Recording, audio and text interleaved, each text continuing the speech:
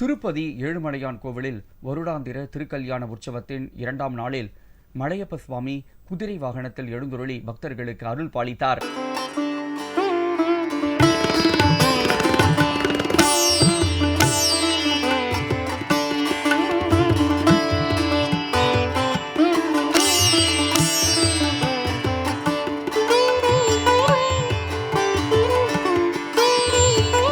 நாட்கள் நடைபெறும் உற்சவத்தில் நேற்று மலையப்ப சுவாமி வாகன மண்டபத்தில் இருந்து அலங்கரிக்கப்பட்ட தங்க குதிரை வாகனத்தில் நாராயணகிரி பூங்காவை வந்தடைந்தார்.